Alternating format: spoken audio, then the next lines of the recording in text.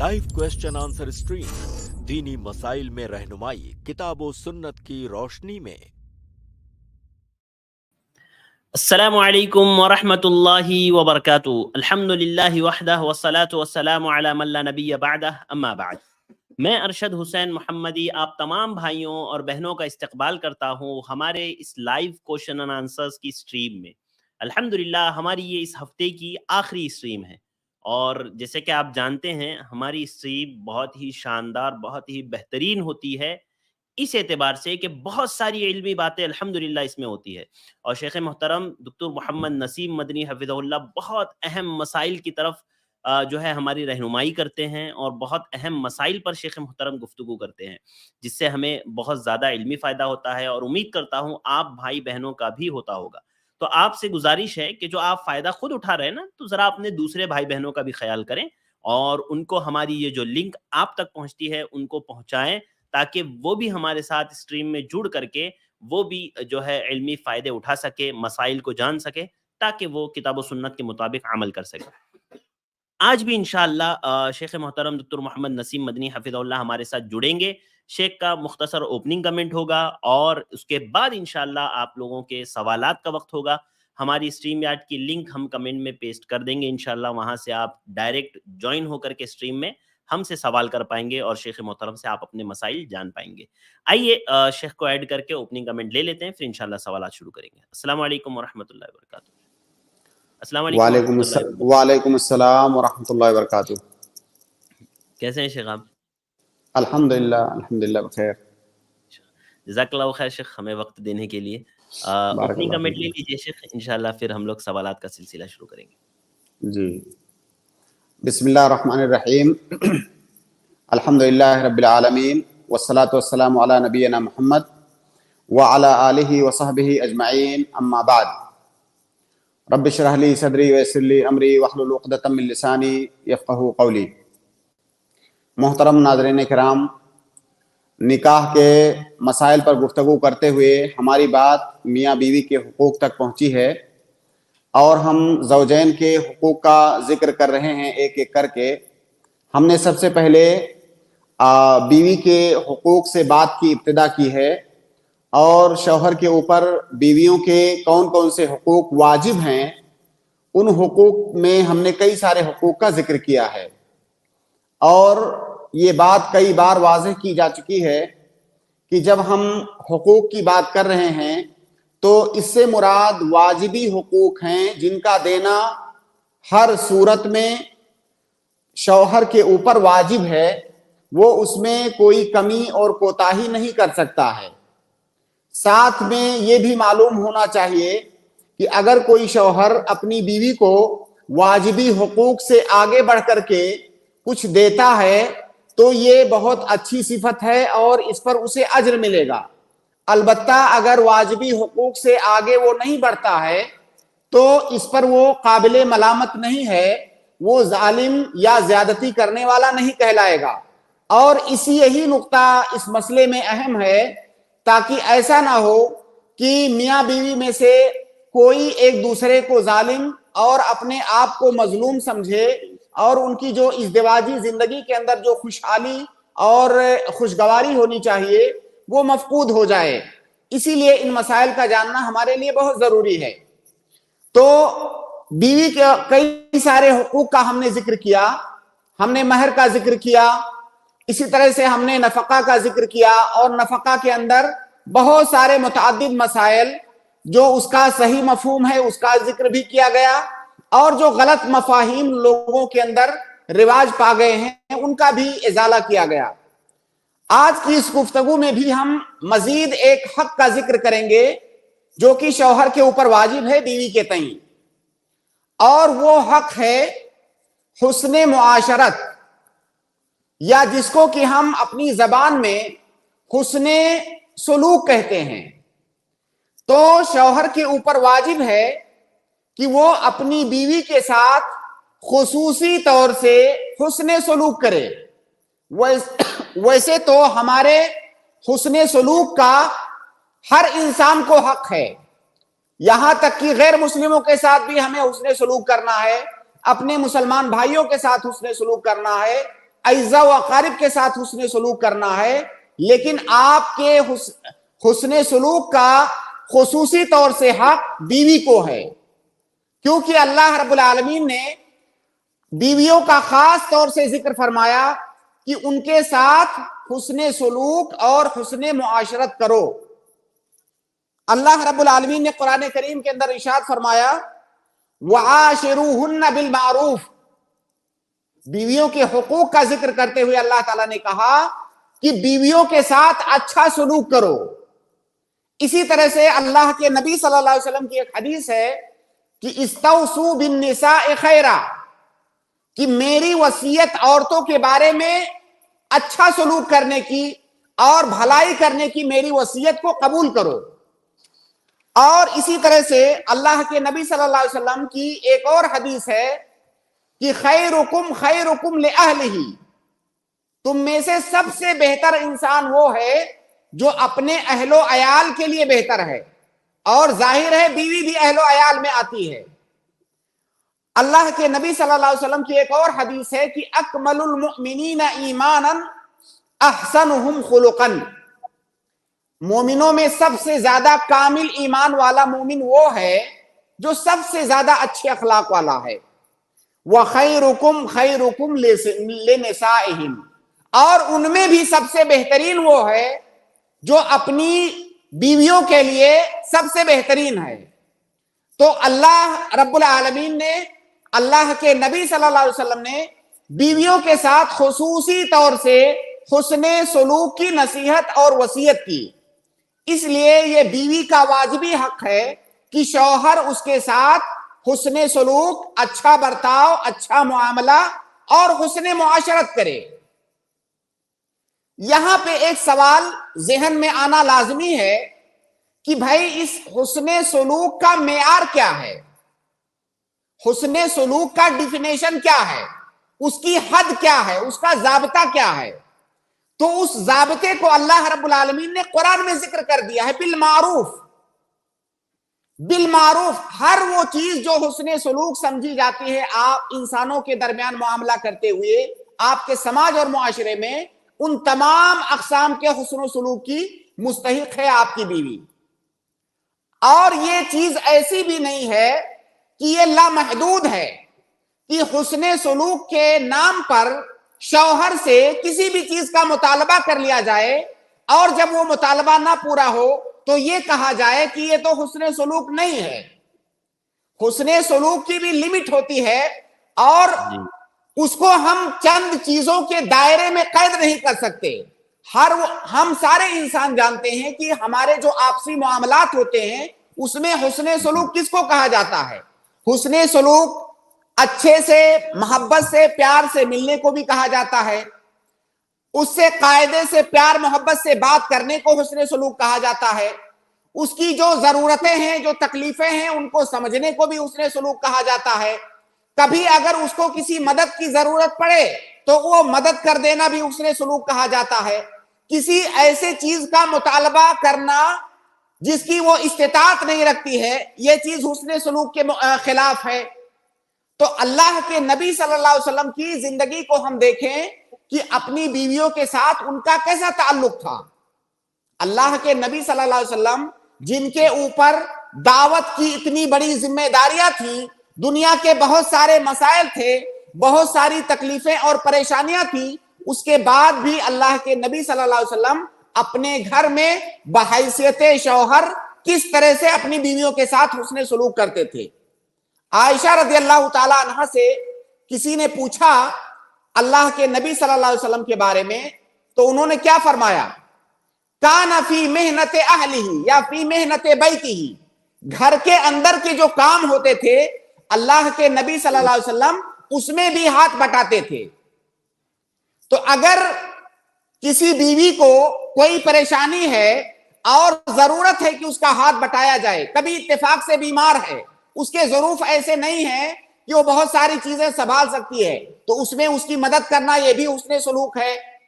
عبداللہ ابن عباس رضی اللہ تعالی عنہ کا ایک قول ہے، وہ کہتے ہیں کہ جب میں گھر میں آتا ہوں تو میں اپنی بیوی کے لیے ایسے تیار ہوتا ہوں, ایسے میں زینت اختیار کرتا ہوں جیسے کوئی عورت اپنی بیوی کے لیے کرتی ہے, اپنے شوہر کے لیے کرتی ہے. تو بیوی کے سامنے اچھے مظہر کے ساتھ اور اچھے لباس کے ساتھ, اچھے چہرے کے ساتھ جانا, یہ بھی حسن سلوک ہے. تو صرف یہ شوہروں کا حق نہیں ہے کہ بیویاں ان کے سامنے بہت جو ہے اچھے مظہر میں جائیں, بلکہ یہ بیویوں کا بھی حق ہے کہ شوہر ان کے سامنے اچھے مظہر اور خوبصورت والے انداز میں جائیں. ایسا نہ ہو کہ جب آپ باہر جا رہے ہیں تو بہت زیادہ بن سنور کر کے جا رہے ہیں, بہت تیاری کے ساتھ, لیکن گھر میں یہ تو بیوی ہے, کوئی مسئلہ نہیں ہے, جیسے بھی اس کے سامنے رہو. بلکہ یہ بھی حسن سلوک کا ایک معیار ہے کہ آپ اپنی بیوی کے سامنے اسی طرح سے دکھنا چاہیے آپ کو جیسے آپ اپنی بیوی کے بارے میں چاہتے ہیں کہ میری بیوی دکھے. تو یہ بھی حسن سلوک کا ایک معیار ہے. بہرحال حسن سلوک کو چند چیزوں میں محدود نہیں کیا جا سکتا ہے. ہر وہ چیز جو انسانوں کے ساتھ حسن سلوک کہلاتی ہے اس چیز کی مستحق ہے آپ کی بیوی. اور یہ معیار ہے کہ خیرکم خیرکم لأہلہ, لیکن ساتھ میں یہ بھی سمجھنا اور جاننا چاہیے کہ حسن سلوک کا یہ مطلب ہرگز نہیں ہے, یا خیرکم خیرکم لأہلہ کا یہ مطلب ہرگز نہیں ہے کہ وہ چیزیں جو شوہر کے اوپر واجب نہیں ہیں ان کا بھی اسے مکلف کیا جائے. بلکہ بعض علماء نے حسن معاملہ کی یہ تفسیر کی ہے کہ حسن معاملہ کی سب سے بڑی پہچان یا سب سے بڑی نشانی یہ ہے کہ بیوی کے جو واجبی حقوق ہیں سب سے پہلے انہیں اچھی طریقے سے ادا کیا جائے. اگر کوئی شوہر اپنی بیویوں کے تمام حقوق جن کا ہم نے ذکر کر چکے ہیں اور جن میں سے بعض کا ذکر ابھی آئے گا, وہ جو سارے حقوق ہیں ان کو بغیر کمی اور بیشی کے ادا کرنا, اس میں کوتاہی نہ کرنا, یہ حسن سلوک کا سب سے اعلیٰ معیار ہے. حسن سلوک یہ ہرگز نہیں ہے جیسا کہ بہت سارے لوگ سمجھتے ہیں کہ عورت کو حاکم بنا دیا جائے اور مرد محکوم ہو, عورت کو مطبوع بنا دیا جائے اور مرد جو ہے اس کا تابع ہو, بغیر بیوی کے اشارے کے وہ کوئی حرکت بھی نہ کر سکتا ہو. یہ ہے حسن سلوک. یہ حسن سلوک نہیں ہے. حسن سلوک کا مطلب یہ ہے کہ اس کے تمام حقوق کو ادا کیا جائے, اس کی ہر پریشانی میں کھڑا رہا جائے, اس کو کوئی تکلیف نہ ہونے دیا جائے, اس کی حفاظت کی جائے. یہ ساری چیزیں حسن سلوک کے اندر آتی ہیں. تو خیرکم خیرکم لأہلہ کا یہ مطلب نہیں ہے کہ اپنا سب کچھ اس کے حوالے اگر آپ کر دیتے ہیں تب آپ بہتر بن پائیں گے, اس کا یہ ہرگز مطلب نہیں ہے.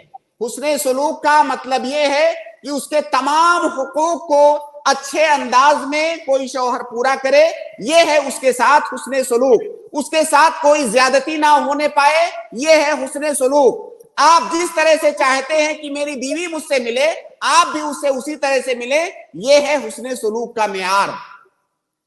تو بہرحال جہاں پر ہم ایک جانب میاں بیوی کے حقوق کو سمجھنے کی کوشش کر رہے ہیں, وہیں پر اس کے سلسلے میں جو غلط مفاہیم رائج ہیں ان مفاہیم کے بارے میں بھی جاننا ہمارے لیے ضروری ہے, کیونکہ بسا اوقات ہم ایسی چیزیں داخل کر دیتے ہیں جو اس کے دائرے سے باہر ہیں.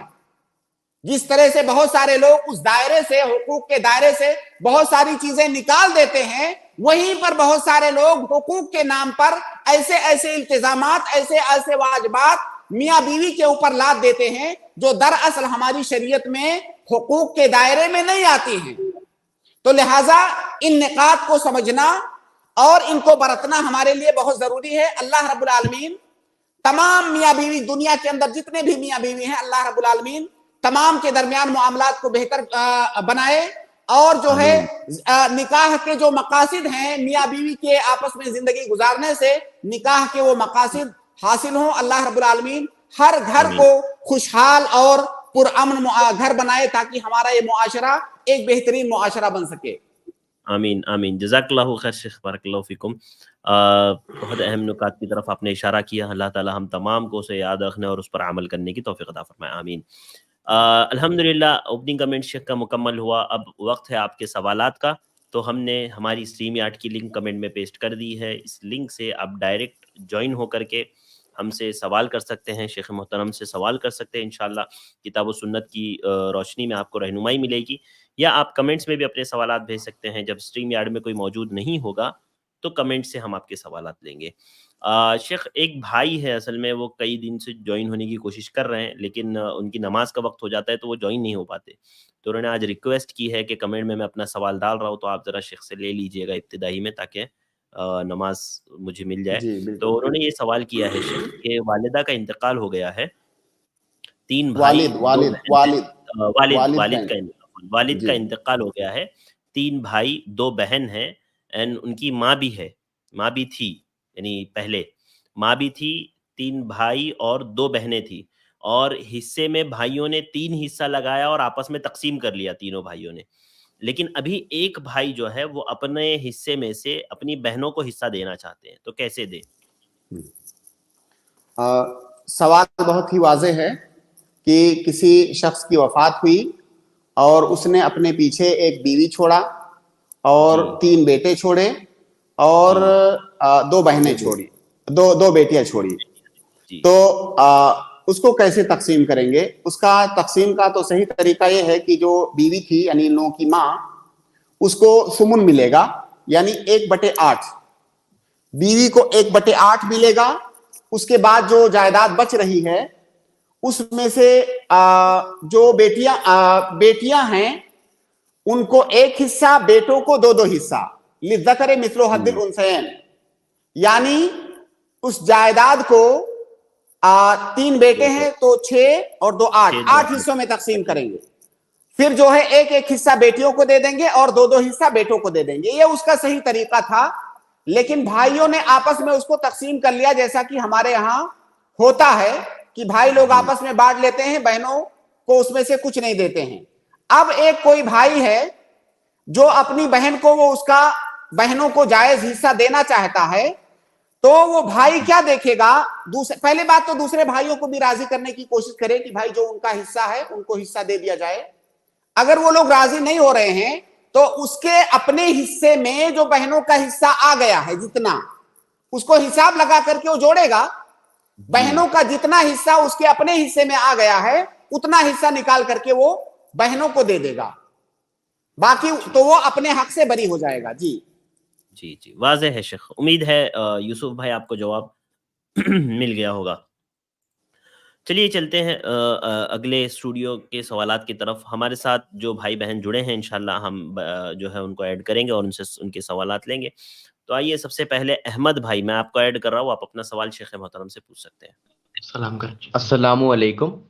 وعلیکم السلام ورحمۃ اللہ وبرکاتہ. جناب, مجھے دل میں بہت برے کفریہ خیالات آتے ہیں اور میں اس سے پریشان ہو جاتا ہوں, اور میرے دوست وغیرہ, میں بچک جاتا ہوں, ایک دم سے پریشان ہو جاتا ہوں. تو دوست مجھے پاگل سمجھتے ہیں, بولتے تجھے کیا ہو جاتا ہے, تو ایک دم سے وہ ہو جاتا ہے. تو مجھے کیا کرنا چاہیے؟ آپ کو جب اس طرح کا خیال آئے تو سب سے پہلے تو استعاذہ پڑھنا چاہیے, اعوذ باللہ من الشیطان الرجیم. اس طرح کے خیالات شیطان کی جانب سے آتے ہیں, آپ کو اللہ کی پناہ مانگنی چاہیے. اور آپ یہ دعا پڑھیں زیادہ سے زیادہ, رضیت باللہ ربا وبالاسلام دینا وبمحمد صلی اللہ علیہ وسلم نبیا, آمنت باللہ ربا. آپ بات جتنی جب آپ کو خیال آئے تو آپ یہ دعا پڑھیے کہ میں اللہ رب العالمین پر ایمان لایا. میں کیونکہ وہ جو خیالات آپ کو آ رہے ہیں وہ کفریہ خیالات ہیں, تو اس کا ضد ہے اللہ پر ایمان لانا. تو آپ ایمان کی دعا پڑھیے کہ آمنت باللہ ربا, آمنت باللہ ربا, رضیت باللہ ربا وبالاسلام دینا وبمحمد صلی اللہ علیہ وسلم نبیا. یا اس طرح کی کوئی بھی دعا. اگر یہ دعا آپ کو نہیں آ رہی ہے تو آپ اپنی زبان میں کہیے کہ میں اللہ تعالیٰ پر مکمل طور سے ایمان لا رہا ہوں. اور ساتھ میں آپ جو ہے استعاذہ بھی پڑھیں کثرت کے ساتھ, اعوذ باللہ من الشیطان الرجیم. جب بھی خیال آئے آپ استعاذہ پڑھنا شروع کر دیں اور کافی دیر تک آپ پڑھتے رہیں. شیطان ایسے ہی گھبرا جائے گا کہ بھائی جب بھی میں اس کو برا خیال دلانے کی کوشش کرتا ہوں تو الٹا جو ہے اس کے ایمان میں اضافہ ہونے لگتا ہے, تو اب میں جو ہے اس کا پیچھا چھوڑ دیتا ہوں. جی جزاک اللہ خیر. جی احمد بھائی. بھائی ایک اور سوال تھا, ایک بس اسی ریلیٹڈ. جی بولیے جلدی سے. تو جناب یہ جو پریشانی آتی ہے تو یہ شیطان کی جانب سے ہوتی ہے نا؟ جی جی جی اچھا ٹھیک ہے جناب، جزاک اللہ خیر۔ جزاک اللہ خیر ویاکم، بہت بہت شکریہ بھائی۔ اگلے گیسٹ ہیں ہمارے جبین، میں آپ کو ایڈ کر رہا ہوں، آپ اپنا سوال پوچھ سکتی ہیں۔ جی جبین میں نے آپ کو ایڈ کیا ہے، جبین ٹھیک ہے۔ اس کے بعد اگلے گیسٹ ہیں ہمارے سید صاحب، میں آپ کو ایڈ کر رہا ہوں، آپ اپنا سوال پوچھ سکتے ہیں۔ السلام علیکم شیخ۔ وعلیکم السلام۔ جی میرا سوال یہ ہے کہ کیا مشرک قبر تک کے پیچھے نماز پڑھ سکتے ہیں؟ جی جی کیا آپ کہیں بولیے؟ مشرک یا قبر برس کے پیچھے نماز پڑھ سکتے ہیں؟ مشرک یا قبر پرست کے پیچھے نماز پڑھ سکتے ہیں، کیا پوچھ رہے ہیں شیخ؟ اس سوال کا جواب بارہا میں دے چکا ہوں، اور وہ یہ ہے کہ کوئی بھی انسان جب تک ہم اسے دائرے اسلام کے اندر مان رہے ہیں تب تک اس کے پیچھے ہماری نماز صحیح ہو جائے گی۔ البتہ اگر کوئی آدمی شرکیہ اعمال میں ملوث ہے، بدعات میں ملوث ہے، کفریہ اعمال میں ملوث ہے، تو ایسے آدمی کو چھوڑ کر کے کسی ایسے امام کا انتخاب آپ کریں جو کہ متبع سنت ہو۔ ہاں آپ نے اس کے پیچھے نماز پڑھا تو آپ کی نماز ہو جائے گی، کیونکہ اللہ کے نبی صلی اللہ علیہ وسلم کی حدیث ہے کہ صلو خلف کل بر و فاجر، امام اگر نیک ہے تب بھی آپ کی نماز ہو جائے گی، امام اگر فاجر ہے تب بھی آپ کی نماز ہو جائے گی۔ جب تک وہ دائرے اسلام میں ہے تب تک آپ کی نماز صحیح ہے اس کے پیچھے۔ لیکن اس کا یہ مطلب نہیں ہے کہ آپ چن چن کے ایسے لوگوں کو لائیں امامت کے لیے، یا ایسے لوگوں کے پیچھے جا کے نماز پڑھیں۔ آپ اچھے امام کے پیچھے نماز پڑھیں، لیکن اگر کسی نے نماز پڑھا تو اس کی نماز ہو جائے گی۔ یہ اہل سنہ والجماعہ کا عقیدہ یہی ہے۔ اور اگر آپ یہ کہو گے کہ وہ آدمی شرکیہ اعمال میں ملوث ہے تو جو ہے میری نماز اس کے پیچھے نہیں ہوگی، تو اس کا صاف مطلب یہ ہوگا کہ آپ نے اس کی تکفیر کر دیا، جبکہ اس کی تکفیر کرنا یہ آپ کا کام نہیں ہے۔ تکفیر معین کے لیے علماء ہیں، اس کے لیے شروط اور ضوابط ہیں۔ جی ایک اور سوال اور تھا کہ تہجد کو جب اپن اٹھتے ہیں تو وقت کم جب دیر سے اٹھ گئے تو صرف 2 رکعت یا پھر وتر پڑھ کے دعا کرنے سے ہو رہی ہے تہجد کیا نہیں؟ جتنا وقت ملے، جتنی استطاعت ہو، جتنی توفیق ملے آپ کو اتنی پڑھ لیں۔ اگر آپ اتنی رکعت پڑھتے ہیں جتنی اللہ کے نبی صلی اللہ علیہ وسلم نے پڑھی تھی تو ظاہر ہے اچھی بات ہے، لیکن رات کی نماز مقید نہیں ہے۔ جو نفل مطلق ہے اس کی تقعید نہیں ہے کسی رکعت کے ساتھ۔ جتنا آپ کو وقت ملے، جتنی توفیق ملے، آپ اتنا پڑھ سکتے ہیں۔ شکریہ، السلام علیکم۔ وعلیکم السلام ورحمۃ اللہ وبرکاتہ۔ اگلے گیسٹ ہے سسٹر ناہدہ نسرین، میں آپ کو ایڈ کر رہا ہوں، آپ اپنا سوال پوچھ سکتی ہیں۔ السلام علیکم۔ وعلیکم السلام۔ جی شیخ، جیسے کہ میرے پاس 5 لاکھ روپے ہیں اور میں چھوٹا سا گھر بنانا چاہتی ہوں، لیکن اس میں 2 لاکھ گھٹ رہے ہیں، اپنا کیا ہے؟ تو میرے رشتہ دار میں کوئی ایسے مالدار ہے؟ ایک مرتبہ آپ کی آواز بیچ میں کٹ ہو گئی تھی، ایک مرتبہ آپ ریوائز کیجیے اپنے سوال کو، دوبارہ پوچھیے۔ جی میرے پاس 5 لاکھ روپے ہیں، لیکن ہاں میں اس سے چھوٹا سا گھر بنانا چاہتی ہوں، لیکن اس میں 2 لاکھ گھٹ رہے ہیں۔ ٹھیک ہے۔ میرے رشتہ دار میں کوئی ایسے مالدار ہے جو وہ اپنا زکوٰۃ کے پیسے مجھے دینا چاہتے ہیں، تو کیا میں اس کی مدد لے سکتی ہوں؟ جی بہن کا سوال یہ ہے کہ میرے پاس 5 لاکھ روپیہ ہے، میں گھر بنانا چاہتی ہوں، 2 لاکھ روپے کم پڑ رہے ہیں، میں کسی سے زکوٰۃ لے سکتی ہوں کہ نہیں؟ نہیں، آپ زکوٰۃ نہیں لے سکتی ہیں۔ میں نے اس سے پہلے بھی غالباً اسی اسٹریم میں یہ بتایا تھا کہ زکوٰۃ کا مستحق جو ہے وہ فقیر یا مسکین ہے، اور زکوٰۃ کی رقم میں سے اس کو اتنا دیا جائے گا جتنا وہ فقیر اور مسکین ہے، جتنا اس کو کم پڑ رہا ہے اپنی زندگی کے بنیادی ضرورت پوری کرنے کے لیے۔ اور گھر بنانے کے لیے ظاہر ہے اتنی رقم آپ کو لینی پڑے گی جو آپ کے 1 سال سے زیادہ کا خرچہ ہوتا ہے۔ تو گھر بنانے کے لیے بیسک طور سے زکوٰۃ نہیں دیا جائے گا. جیسے 5 لاکھ آپ کے پاس آلریڈی ہے, 5 لاکھ میں بظاہر تو آپ کا خرچہ اس سے زیادہ نہیں ہوگا 1 سال کا, تو آپ کا خرچہ 1 سال کا آپ کے پاس موجود ہے, یہاں تک کہ آپ کرائے کے مکان میں بھی رہیں تو بھی آپ کا خرچہ پورا ہو جائے گا اس سے, تو آپ زکوٰۃ کی مستحق ہیں ہی نہیں. تو لہٰذا گھر بنانے کے لیے زکوٰۃ کی رقم آپ نہیں لے سکتی ہیں. کسی کے پاس گھر نہیں ہے, بیسک طور سے رہنے کے لیے گھر ہی نہیں ہے, ایسے آدمی کو گھر فراہم کیا جا سکتا ہے کرائے وغیرہ پر, جس سے کہ اس کا سال گزر جائے, کیونکہ زکوٰۃ میں اتنی رقم نہیں دی جائے گی جو سال سے اوپر کا خرچہ ہو. جی سسٹر, امید ہے آپ کو جواب مل گیا ہوگا. جی شکریہ, جزاک اللہ خیر. بارک اللہ. جی بارک اللہ فیکم, بہت بہت شکریہ ہمارے ساتھ جڑنے کے لیے. شیخ وہ جو آپ نے جواب دیا تھا اس میں ایک بھائی نے کمنٹ کیا, پتہ نہیں انہوں نے کیسے حصے لگائے. انہوں نے کہا السلام علیکم, وراثت کے معاملے میں جو ابھی آپ نے بتایا ہے شیخ, 3 بھائی 2 بہن, ماں باپ, تو تعداد تو 7 ہوتے ہیں لیکن حصے 8 کیوں؟ کاؤنٹنگ اصل میں انہوں نے سمجھا نہیں شیخ. ماں باپ کو ملا کر کے 3 2 5 اور یہ 2 ملا کر کے 7 حصے انہوں نے لگوا دیا آپ سے. اصل میں میں بتا دیتا ہوں سفی الرحمان بھائی, آپ یہ بات سمجھیں کہ شیخ نے جو حصے لگائے ہیں نا, تو والد تو مر گئے ہیں تو ان کا کیا حصہ ہوگا؟ ان کی تو جائیداد ہے نا, پورا مال انہی کا تھا, اب وہ مر گئے تو ان کا حصہ نہیں لگے گا. شیخ نے کہا تھا جو ماں ہے اس کو 1/8 جائے گا, ہاں جو ہے, اور اس کے بعد جو ماں نہیں ہے بلکہ وہ بیوی کا ہی ہے, وہ بیوی ہے, بیوی, ہاں عفواً بیوی, یعنی اس شخص کی جو بیوی ہے مرنے والے کی, تو اس کو 1/8 جائے گا شیخ نے بتایا تھا. اور جو بھائی ہے نا, تو شریعت میں ان کے 2 حصے ہیں, تو اس حساب سے 3 بھائیوں کے ہوتے ہیں 6 حصے, اور بہنوں کے 1 حصے ہے, تو ہوتے ہیں 6 اور 2 8 حصے. اس طرح سے 6 نے تقسیم کیا تھا. تو امید ہے آپ کو جواب مل گیا ہوگا, جزاک اللہ خیر. اگلے گیسٹ ہے شیخ SF, میں آپ کو ایڈ کر رہا ہوں, آپ اپنا سوال کر سکتے ہیں. جی SF صاحب, میں نے آپ کو ایڈ کیا ہے. السلام علیکم ورحمۃ اللہ وعلیکم وبرکاتہ. السلام ورحمۃ اللہ وبرکاتہ. جی سسٹر فرمائیں.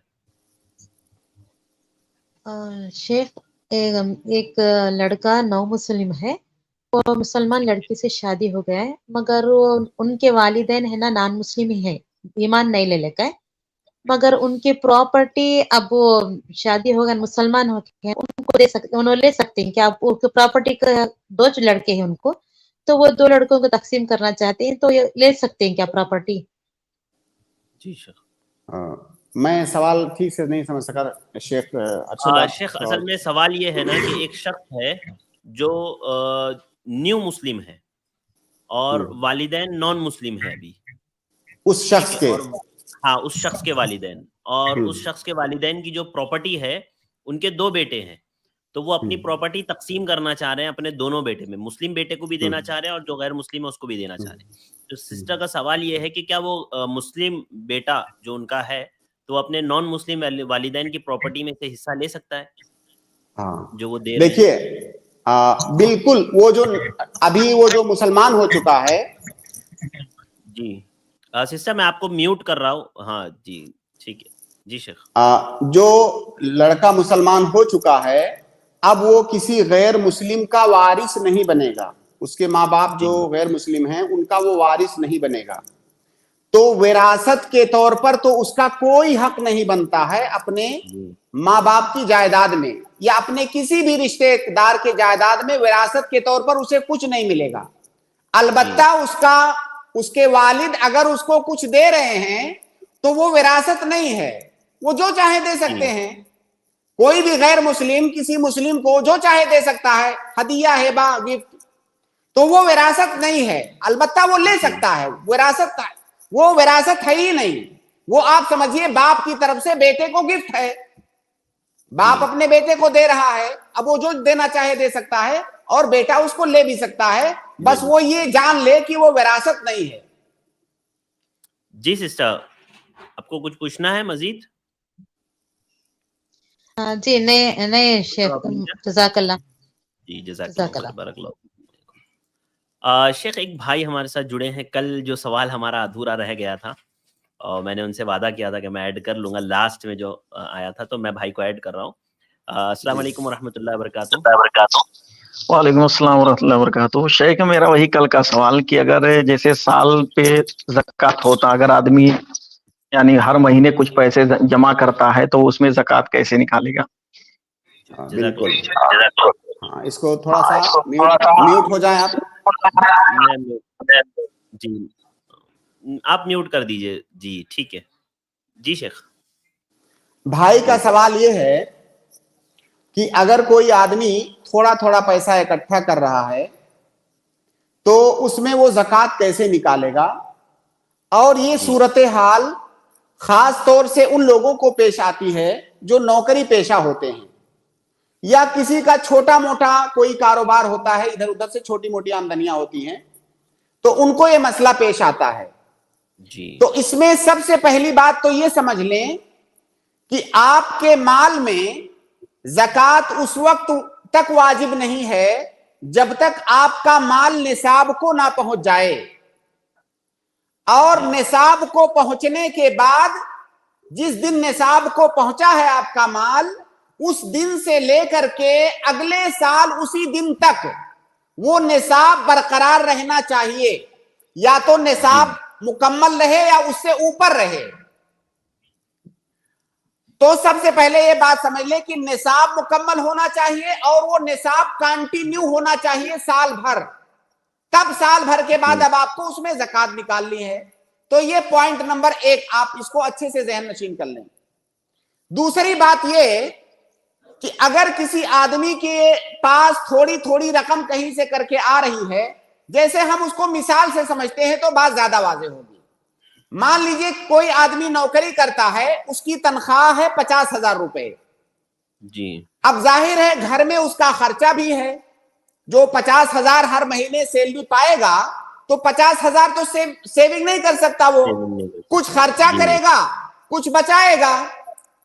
तो वो 50,000 में से कुछ खर्चा कर दे रहा है। हम फर्ज करते हैं कि 30,000 उसने खर्चा कर दिया, अब 20,000 उसका बचा, 20,000 उसने सेव किया, और 20,000 ये निसाब नहीं है। मान लेते हैं कि 20,000 निसाब नहीं है। यहां पर एक नुक्ता और जान लें कि पैसे का निसाब चांदी से लगाएंगे। आपके पास जब इतना पैसा हो कि जिससे आप 595 ग्राम चांदी खरीद सकते हो, तो इसका मतलब वो पैसा निसाब को पहुंचा हुआ है। अब मान लीजिए पहले जनवरी के महीने से शुरू करते हैं। जनवरी के महीने की उसने सैलरी पाया और 20,000 रुपए सेव किया। अब वो फरवरी में फिर सैलरी पाएगा, फिर 20,000 उसने सेव किया। अब फर्ज करते हैं कि वो जो 40,000 उसके पास सेविंग हो गई, उस 40,000 से वो 595 ग्राम चांदी खरीद सकता है, फर्ज करते हैं। जी। अब गोया कि फरवरी के महीने में जब उसको सैलरी मिली और उसने 20,000 सेव किया, तो अब उसका माल निसाब को पहुंच चुका है। अब उस तारीख को कहीं पर लिख करके रख ले कि फला तारीख को मेरा माल निसाब को पहुंचा, ठीक है।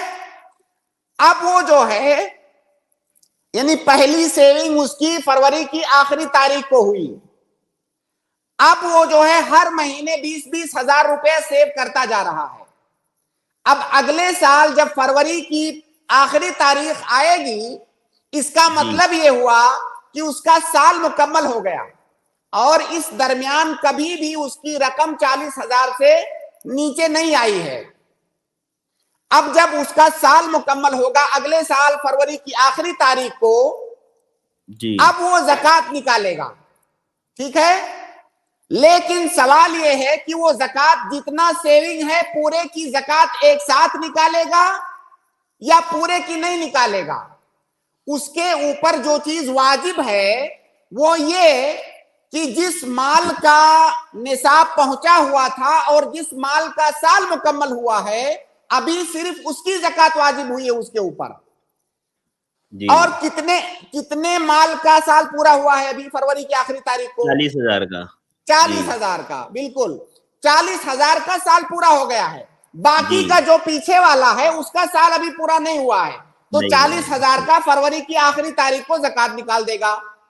फिर एक महीना फरवरी के बाद मार्च का महीना जब आएगा, मार्च की आखिरी तारीख, तब उसका किस माल का साल पूरा होगा?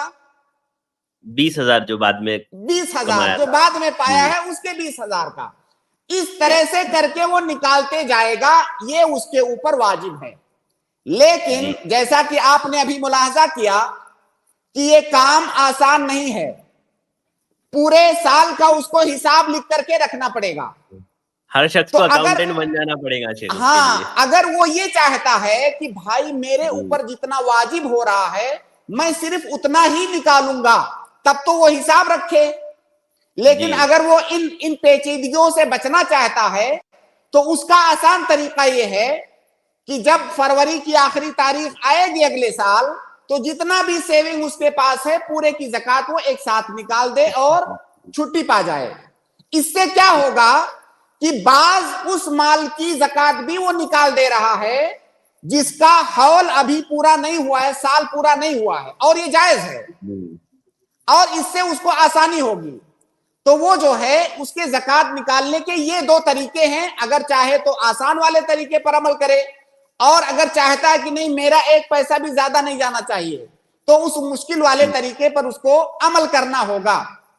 ایک مسئلہ یہاں پر فائدے کے طور پر اور جان لیں کہ جو مال ہمارے پاس ہوتا ہے، کوئی پیسہ ہمارے پاس ہے، اگر وہ پیسے کے اندر ہم کو فائدہ ہوتا ہے، جو پیسہ میں رکھا ہوا ہوں سیونگ، کوئی ایسا فائدہ ہوتا ہے جو اسی پیسے کے ذریعے سے ہو رہا ہے، تو اس فائدے کا سال الگ سے نہیں شمار ہوگا، وہ فائدے کا سال بھی اسی اصل مال کا سال ہوگا۔ لیکن اگر آپ کے پاس کوئی مال ہے پھر الگ سے کوئی مال آ رہا ہے کہیں اور سے، تو سب کا سال الگ الگ شمار ہوگا۔ جیسے جو تنخواہ مل رہی ہے اس کو، ہر مہینے کی تنخواہ مستقل مال ہے، ایک مہینے مزدوری کیا، تنخواہ مل گئی، اس کا معاملہ ختم۔ اب اگلے مہینے مزدوری کر رہا ہے تو اس مال کا دوسرے مہینے والے مال کا پہلے والے مہینے کے مال سے کوئی تعلق نہیں ہے، وہ نیا مال ہے، تو اس لیے دونوں کا حول الگ الگ ہوگا۔ البتہ اگر مان لیجئے وہ 1,00,000 روپے سے تجارت شروع کیا، اب اسی 1,00,000 سے وہ فائدہ حاصل ہوا، اس کو 10,00,000 ہو گیا، تو باقی جو 9,00,000 ہے اس کا حول الگ نہیں ہوگا، اس کا اصل مال کے ساتھ ہوگا۔ جی واضح ہے شیخ، بہت تفصیلی اور بہت واضح جواب رہا الحمدللہ۔ جی بھائی آپ کو سمجھ میں آیا؟ جی شیخ، اسی میں تھوڑا سا یہ کہ جیسے اگر کوئی شخص یہ جمع کرتے کرتے 11 مہینے تک جمع کیا، ابھی 1 مہینہ اس کا باقی ہے، اس سے پہلے وہ زکوٰۃ نکالنے کے ڈر سے یا کچھ اور کر کے وہ کوئی اور دوسری چیز خرید لے رہا ہے، تو اب ایسی حالت میں اس پر زکوٰۃ دیں گے یا نہیں؟ جیسے بائک ہو گئی یا اور کوئی گاڑی ہو گئی، ابھی میرا 1 مہینہ باقی ہے سال پورا ہونے میں، اس سے پہلے میں خرید لیتا ہوں۔ واضح ہے بھائی، واضح ہے، بالکل واضح ہے آپ کا سوال۔ دیکھیے ایک قاعدہ ہے فقہ میں کہ التحیل علی اسقاط الواجب لا یجوز، یا التحیل علی ارتکاب المحرم لا یجوز، یا اس طرح کے الفاظ ہیں قاعدے کے۔ اس کا معنی یہ ہے کہ اگر کسی واجب چیز سے بچنے کے لیے آپ ہیلہ اختیار کر رہے ہو تو آپ اس سے نہیں بچو گے، یا کسی حرام کام کو کرنے کے لیے کوئی ہیلہ اختیار کر رہے ہو تو آپ اس سے نہیں بچو گے۔ آپ اس کو ایک دوسری مثال سے پہلے سمجھیے، پھر آپ اپنے مسئلے کو سمجھیے۔ جیسے کوئی آدمی رمضان کے مہینے میں سوچے کہ ابھی جو ہے جون کا مہینہ چل رہا ہے، بہت شدت کی پیاس لگتی ہے جون کے مہینے میں روزہ رکھنے سے، تو میں ایسا کرتا ہوں کہ 1 مہینے کے ٹور پہ نکل جاتا ہوں، سفر پہ، تاکہ مجھے روزہ نہ رکھنا پڑے، اور جب ٹھنڈیوں کا مہینہ آئے گا تو پھر میں قضا کر لوں گا۔ تو وہ سفر کس لیے کر رہا ہے؟ تاکہ روزے سے بچ جائے۔ تب ہم اس کہیں گے کہ نہیں، آپ کو روزہ رکھنا ہے سفر میں، آپ سفر فقط اس لیے کر رہے ہو تاکہ اس واجب سے آپ بچ جاؤ، تب جائز نہیں۔ اگر آپ کو ضرورت ہوتی سفر کی تو الگ مسئلہ ہے، لیکن آپ سفر فقط اس سے بچنے کے لیے کر رہے ہو، تب آپ اس سے نہیں بچو گے۔ اب آپ اپنے سوال کو اسی کی روشنی میں سمجھیے۔ اس کو دکھ رہا ہے کہ 1 مہینے بعد مجھے زکوٰۃ دینی ہے، ابھی اس کو کوئی ضرورت نہیں ہے وہ پیسہ خرچ کرنے کی، بائک وغیرہ کی کوئی ضرورت نہیں ہے، کہہ رہا چلو اس میں سے بائک خرید لیتا ہوں 1-1.5 لاکھ کی، تو 1-1.5 لاکھ کم ہو جائے گا تو نصاب سے نیچے آ جائے گا۔ تو نہیں، ایسی صورت میں اس کو زکوٰۃ نکالنی ہے، وہ زکوٰۃ سے نہیں بچے گا. جی جی بھائی، امید ہے آپ کو جواب مل گیا ہوگا. شکریہ، جزاک اللہ خیر. السلام علیکم. شیخ تھوڑا سا ہم لوگ ابھی شارٹ میں لے لیتے ہیں کچھ سوالات. سسٹر شمع پروین، میں آپ کو ایڈ کر رہا ہوں، آپ اپنا سوال پوچھیں. السلام علیکم رحمۃ اللہ وبرکاتہ. وعلیکم السلام ورحمۃ اللہ وبرکاتہ. جی وعلیکم یہ السلام میں ورحمۃ یہ اللہ. پوچھنا چاہتی ہوں کہ کھانے سے پہلے بسم اللہ بولنا یا بسم اللہ الرحمن الرحیم بولنا کون سا صحیح ہے؟ بسم اللہ بولنا ہے، بسم اللہ. کھانے سے پہلے بسم اللہ. جی سسٹر، جواب مل گیا آپ کو؟ جی اور ایک سوال ہے میرا کہ ہم جیسے سفر میں ہیں اور جیسے 10 یا 20 کلومیٹر ہم جا رہے ہیں سفر میں، تو کیا ہم نماز کو جمع کر سکتے ہیں؟ 10-20 کلومیٹر کو اس زمانے میں سفر نہیں کہا جاتا ہے. 10-20 کلومیٹر تو آدمی جو ہے مارننگ واکنگ پہ نکل جاتا ہے، تو یہ سفر نہیں ہے، تو اس میں جمع نہیں کر سکتے. اچھا، کم سے کم کتنا دور ہونا چاہیے؟ کتنا کلومیٹر اگر ہم جائیں تو ہم نماز کو یہ کر سکتے، جمع کر سکتے ہیں؟ یہ سوال آپ کو پہلے پوچھنا، یہ زیادہ بہتر سوال ہے. دیکھیے، سفر جو ہے، جس کو سفر کہا جاتا ہو ہمارے معاشرے میں، اس میں جمع اور قصر کرنا ہے. سفر کی کوئی لیمیٹیشن کلومیٹر سے نہیں ہے. اس کو اچھی طرح سمجھ لیں کہ سفر کی لیمیٹیشن کلومیٹر سے نہیں ہے. یہ عرف اور سماج کے اعتبار سے، زمان و مکان کے اعتبار سے بدلتا رہتا ہے. ہو سکتا ہے کسی زمانے میں 50 کلومیٹر کو 2-3 دن کا سفر کہا جاتا رہا ہو. اس زمانے میں 50 کلومیٹر کو 20 منٹ میں ہم طے کر لیتے ہیں. تو ہر زمانے میں سفر کا ڈیفینیشن بدلتا رہتا ہے. تو جس سماج اور معاشرے میں، جس زمانے میں جس مسافت کو کہ جانے کو سفر کہا جاتا ہو، اس کو سفر کہا جائے گا. اس کا کلومیٹر سے کوئی تعلق نہیں ہے. اچھا، یعنی آپ تیاری کر رہے ہو، جیسے ہم ہوتا ہے نا سفر پہ نکل رہے ہیں شیخ. ہاں جی، ہاں، جس کو اس طرح سے سمجھیے سسٹر. ٹھیک ہے انشاءاللہ. جی ٹھیک ہے، شکریہ، جزاک اللہ خیر. بھیا کو الحمدللہ بہت واضح جواب دیا شیخ نے، اس کا اللہ آپ کو جزائے خیر دے. اس کے بعد اگلے گیسٹ ہے، میں اگلے گیسٹ حمزہ امین کو ایڈ کر رہا ہوں، آپ اپنا سوال پوچھ سکتے ہیں. السلام علیکم شیخ. وعلیکم السلام. شیخ، آپ نے بہت پہلے کہا تھا کہ اگر لڑکی حمزہ امین بھائی، آپ کی وائس کٹ گئی. حمزہ امین بھائی، آپ کی آواز آ رہی ہے؟ حمزہ امین بھائی، ٹھیک ہے، آپ جب تک اپنا نیٹ ورک درست کریں. ابراہیم صدیقی اگلے گیسٹ ہے، میں آپ کو ایڈ کر رہا ہوں. جی ابراہیم صدیقی صاحب، آپ اپنا سوال کر سکتے ہیں شیخ محترم سے. ابراہیم صدیقی، آپ کو آواز آ رہی ہے ہماری؟ آپ انمیوٹ کریں اپنے آپ کو، آپ میوٹ ہے. ٹھیک ہے، اس کے بعد اگلے گیسٹ ہے اسماعیل صاحب، میں آپ کو ایڈ کر رہا ہوں، آپ اپنا سوال پوچھیں. السلام علیکم شیخ. وعلیکم السلام. میرا سوال جو ہے ظہر کی سنت کے تعلق سے تھا.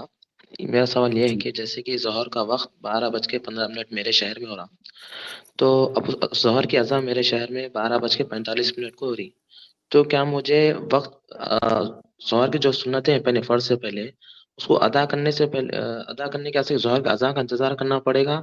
کیا وقت ہوتی کہ میرے پاس خالی وقت رہتا تو میں اس ٹائم پڑھ سکتا ہوں کیا؟ میرا سوال یہ ہے. اور اثر جی کا معاملے بھی سیم. جی میں نے کل کسی سوال کے جواب میں بتایا تھا، اسی سے ملتا جلتا سوال تھا کہ نماز کے صحیح ہونے کا تعلق وقت کے داخل ہونے سے ہے، نہ کہ اذان ہونے سے.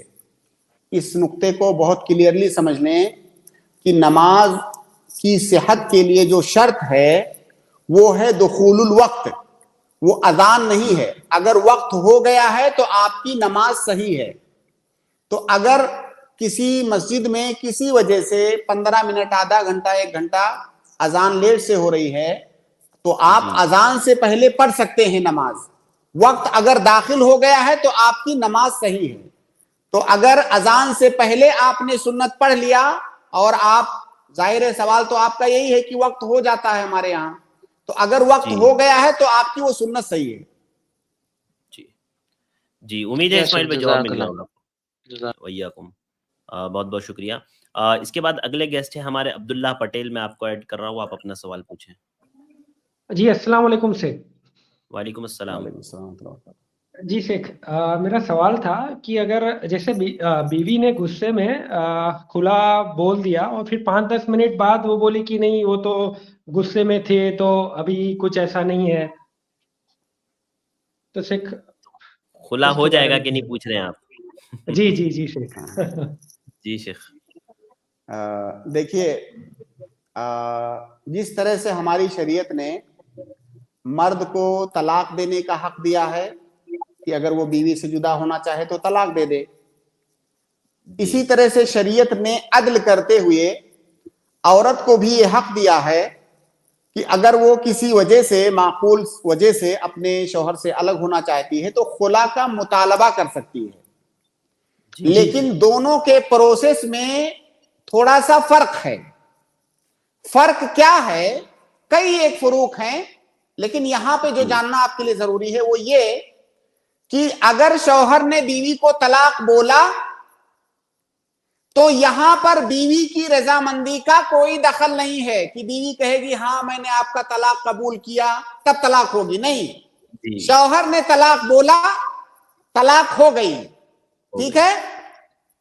جی صحیح. اس کے بعد بیوی عدت گزارے گی اور اس سے شوہر سے پھر جدا ہو جائے گی. لیکن خلا میں تھوڑا سا اس سے ڈیفرنس ہے. خلا میں بیوی شوہر سے مطالبہ کرے گی کہ مجھے خلا چاہیے آپ سے. دیکھیں طلاق میں وہ مطالبہ نہیں کر رہا ہے کہ بھائی آپ کیا راضی ہو, میں طلاق دینا چاہتا ہوں آپ کو. نہیں, بیوی مطالبہ کرے گی کہ مجھے آپ سے خلا چاہیے. اب شوہر کی رضامندی یہاں پر ضروری ہے کہ وہ کہے کہ ہاں میں نے تمہیں خلا دیا, میں نے تمہیں طلاق دیا.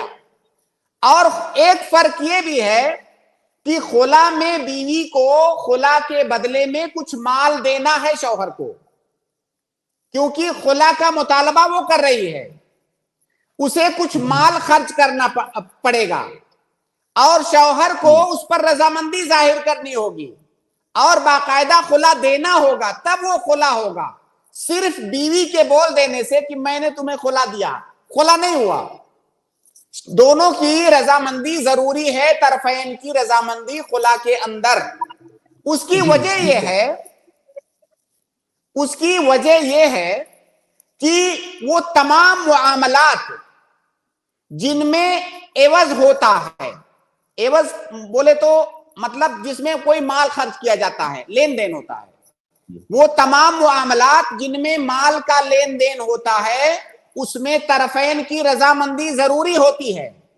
کیونکہ جب لین دین ہو رہا ہے تو آپ کتنا دو گے بھائی, سامنے والے کا بھی راضی ہونا ضروری ہے.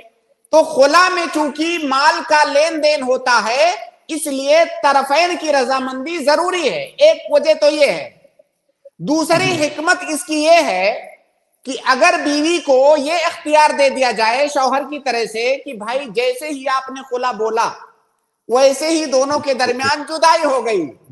دیکھیے ارشد بھائی ہنس رہے ہیں, تو دنیا کے اندر ہو سکتا ہے 99.99% جو ہے شادیوں کا انجام خلا ہوگا, جدائی ہوگی.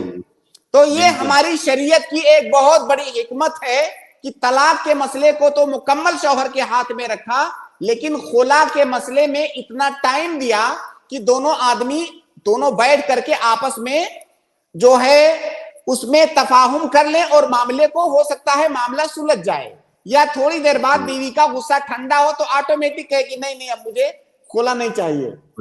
تو یہ دونوں میں فرق ہے. تو اگر کسی بیوی نے اپنے شوہر کو خلا بولا تو اس سے جدائی نہیں ہوگی, شوہر کا راضی ہونا اور رسپونس کرنا یہ ضروری ہے. جی جزاک اللہ خیر. جی عبداللہ بھائی.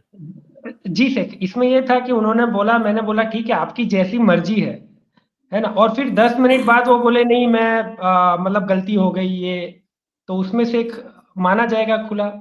نہیں, جیسی مرضی ہے کہ آپ کا کیا مطلب تھا جیسی مرضی ہے؟ جیسے ایک ہوتا ہے جیسی مرضی ہے مطلب جی جاؤ میں نے دیا آپ کو کھلا, نہیں ایسے نہیں, مطلب آپ کی اچھا ہے کھلا لینے کی تو جیسے آپ کی مرضی ہے ایسے. دیکھیے خلا میں عورت نے کہا مجھے خلا چاہیے, ظاہر ہے خلا کا ایک پروسیس ہے کہ خلا چاہیے تو ٹھیک ہے، آؤ بیٹھتے ہیں بات کرتے ہیں. جی مجھے 1,00,000 روپیہ چاہیے، بیوی کرے نہیں 75,000 میں دے سکتی ہوں. بات جو ہے اس طرح ہوتے ہوتے طے ہو گئی کسی مبلغ پر، کسی مال پر. جی اب جو ہے اب مال طے ہو گیا، اس کے بعد شوہر کہے گا کہ ہاں اب چلو میں نے آپ کو خلا دیا اتنے مال پر، آپ کی بات کو میں نے جی قبول کیا. اب خلا ہوا. لیکن اگر یہ ہوا کہ میں آپ سے خلا چاہتی ہوں، شوہر کہہ رہا ٹھیک ہے اگر خلا چاہتی ہو تو چلو خلا کا پروسیس کر لو جیسی آپ کی مرضی. تو ابھی خلا ہوا نہیں، اس کا مال بھی اس کے پروسیس کا حصہ ہے.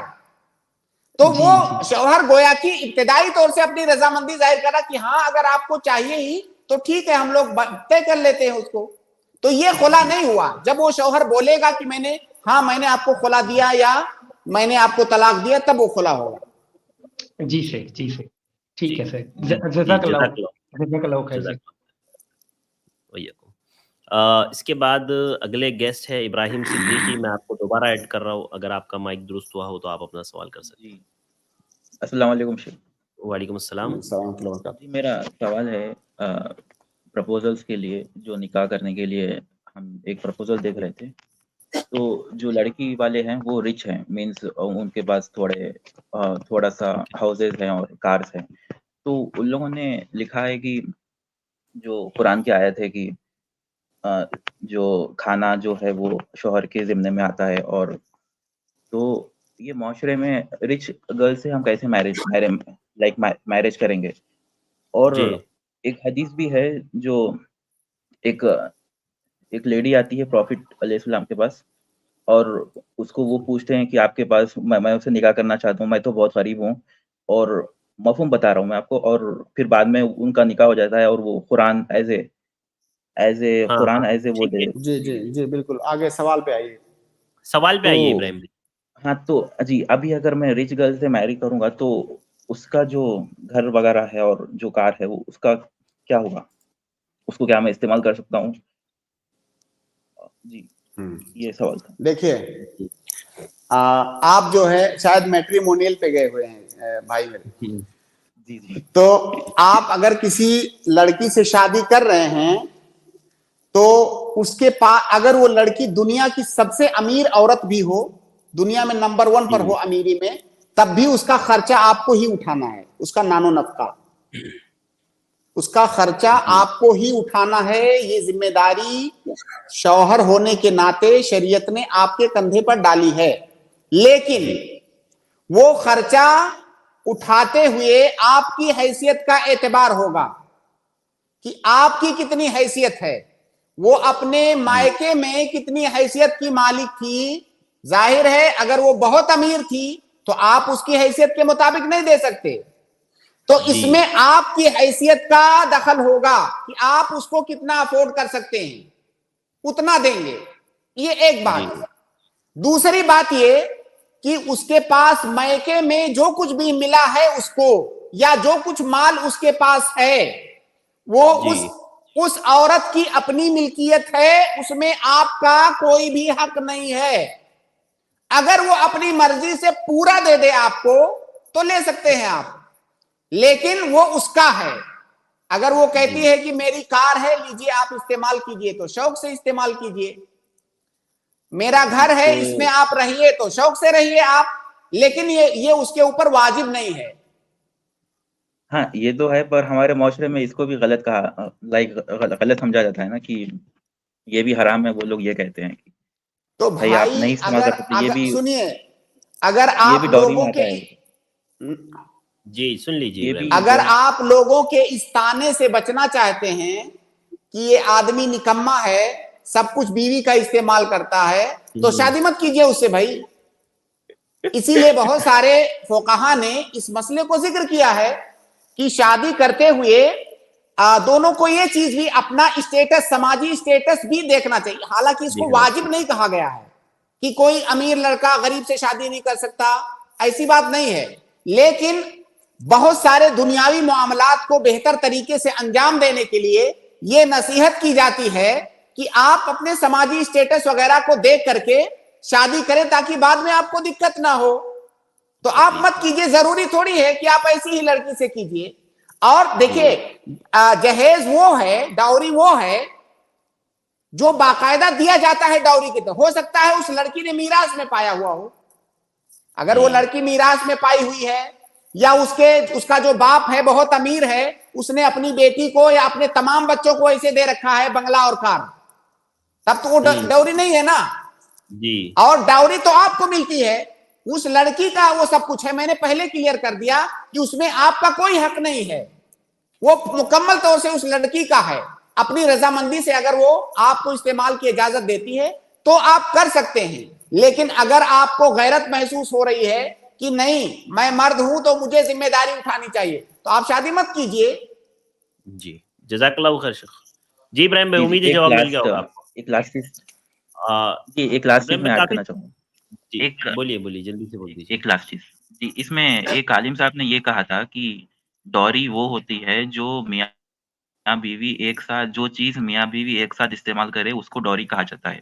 جیسے کہ بیڈ ہو گیا، الماری ہو گئی، جو دے دیتے ہیں. تو اس میں کیا آپ کی رائے ہے؟ اس میں میری رائے نہیں ہے، اس میں شریعت کی رائے یہ ہے کہ جہیز وہ ناجائز ہے جو لڑکی کے گھر والوں سے بغیر ان کی رضامندی کے لیا جائے، کسی بھی طرح کے دباؤ میں ڈال کر کے ان سے لیا جائے. کسی بھی طرح کا دباؤ، سماجی دباؤ ہو یا ان کی لڑکی کی اچھی زندگی نہ ہونے کا دباؤ ہو، ازدواجی زندگی، کسی بھی طرح کا اگر دباؤ ہے اور بغیر رضامندی کے وہ دے رہے ہیں تو وہ جہیز ہے. یہ جہیز کا ڈیفینیشن ہے، وہ جو حرام جہیز ہے.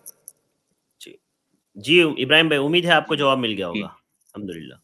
جی جزاک اللہ خیر. بہت بہت شکریہ ہمارے ساتھ جڑنے کے لیے. حمزہ امین میں آپ کا ایڈ کر رہا ہوں، شارٹ میں بالکل آپ اپنا سوال پوچھ لیں. جی شیخ. السلام علیکم شیخ. وعلیکم السلام.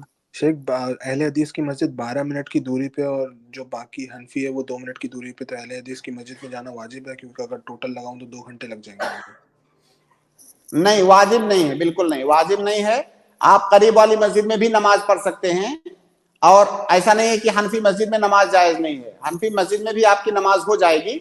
اب یہ اور بات ہے کہ بہتر یہ ہے کہ آپ ایسی مسجد کا اختیار کریں جہاں پر سنت کے طریقے پر اور زیادہ اچھے طریقے سے نماز پڑھی جاتی ہو، وہاں جائیں تو زیادہ بہتر ہے، لیکن نماز آپ کی ہو جائے گی.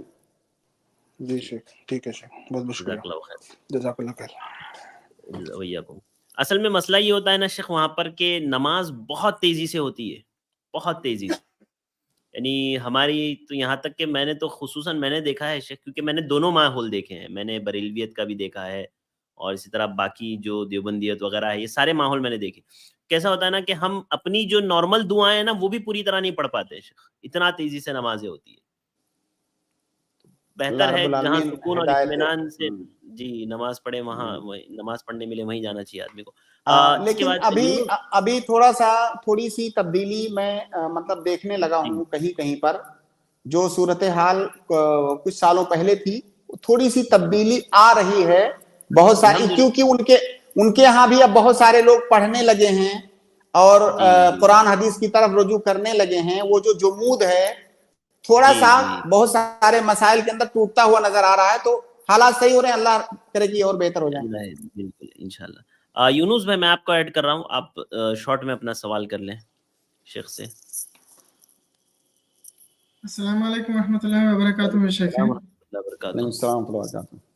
جی یونس جی شیخ، مطلب سوال سے پہلے ایک بات بولنی تھی کہ 2-3 بار ایسا ہوا ہے شیخ کہ اسٹریم یارڈ میں جو جڑتے ہی کچھ دیر بعد کک آؤٹ کر دیا جاتا ہے شیخ.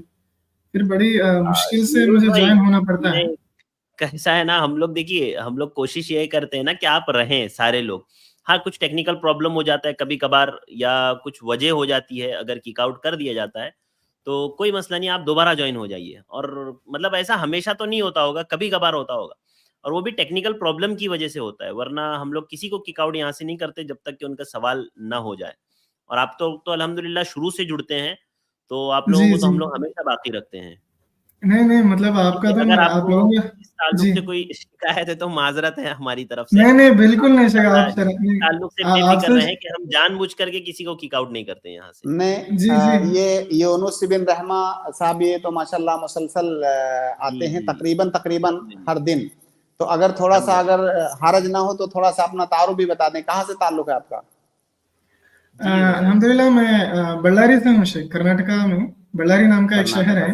जी जी बिल्कुल मारूफ शहर जी वहाँ से हूँ जी। हाफिज़कुमुल्लाह।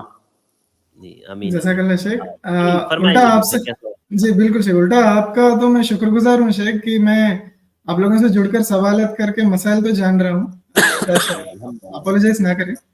जी शेख मेरा सवाल ऐसा था शेख कि कुछ मीडिया में हम देख रहे होते हैं शेख कि बहुत से लोग तहमतें लगा रहे होते हैं शेख कि इस्लाम में तो इकरा नाम का क्या इकरा नाम से शुरू हुआ है कुरान का रिवलेशन, तो आप लोग लड़कियों को पढ़ना क्यों नहीं देते? इकरा बोल के तो आपको तो दूर दूर भी पढ़ना भेजना चाहिए करके। मेरा असल सवाल ये है शेख कि इकरा में जो अल्लाह ने हुक्म दिया है ये दीनी इल्म हासिल करने का फर्ज आइन है या फिर इसमें दुनियावी इल्म भी आएगा? जज़ाकल्लाह।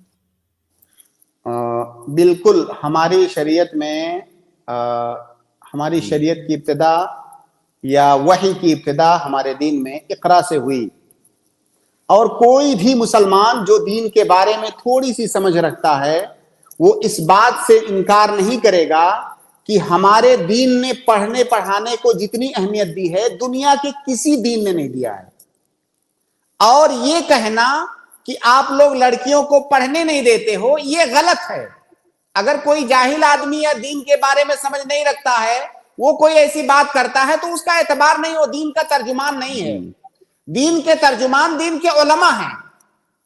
तो हमारी शरीयत में लड़कियों को मुकम्मल तौर से पढ़ने की आजादी है, लेकिन पढ़ने और पढ़ाने का मतलब ये नहीं है कि शरीयत के जो दूसरे हुदूद हैं चाहे वो लड़कों पर या लड़कियों पर, वो हुदूद खत्म हो जाएंगे।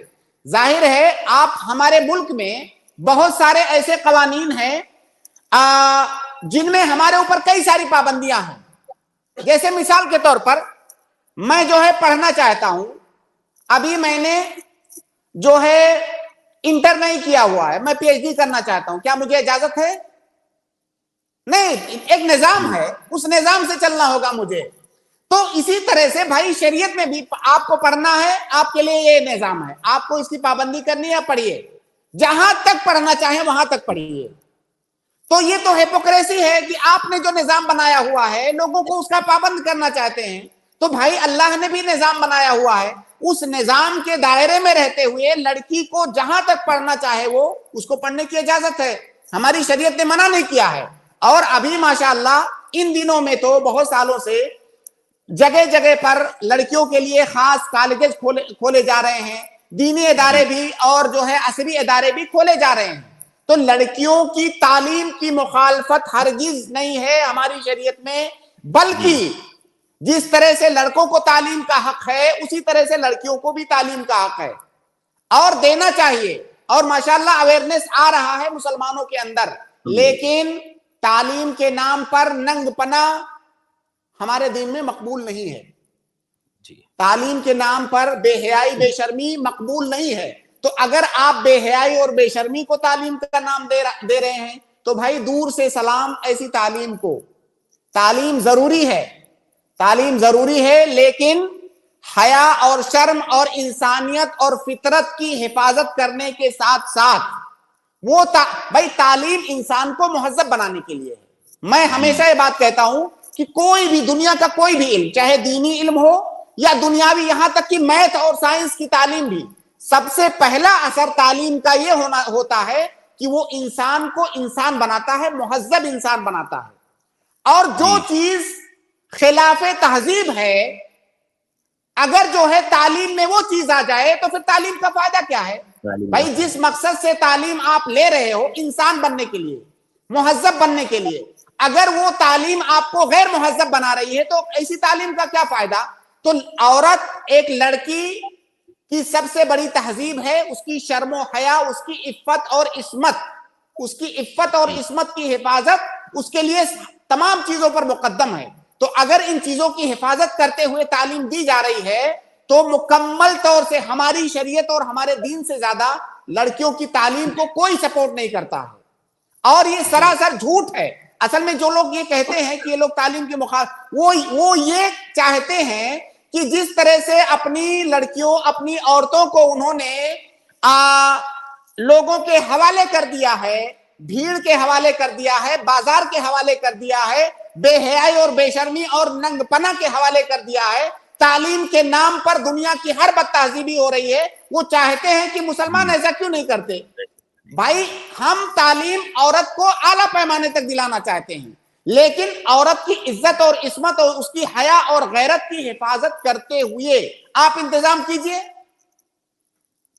جی جی جزاک اللہ خیر شیخ. جی یونس بھائی، امید ہے آپ کو جواب مل گیا ہوگا. جی بہت واضح ہے شیخ. یہ بات لاسٹ بولنی تھی کہ اگر مجھ سے وہ جو میں نے تکلیف بتائی اس میں بولنے کا رویہ اگر صحیح نہیں تھا تو آپ معاف کر لیجیے شیخ، معذرت خواہ ہوں میں. جی جزاک اللہ شیخ آپ سب کا. جزاک اللہ. السلام علیکم. بہت شکریہ ہمارے ساتھ جڑنے کے لیے. اس کے بعد اصل میں وقت ہمارا ختم ہو گیا ہے، ورنہ سرفراز نواز، اسی طرح صدیق، ابو عبداللہ آپ لوگ رہ گئے ہیں. انشاءاللہ اگلے ہفتے ہم آپ کے سوالات لے لیں گے اگر آپ آتے ہیں تو. شیخ کمنٹ سے ایک دو سوال جو ہمارے موضوع سے متعلق تھے میں لے لیتا ہوں. ایک تو سوال یہ ہے کہ کیا شوہر بیوی کو ہر بات بتانے کا پابند ہے؟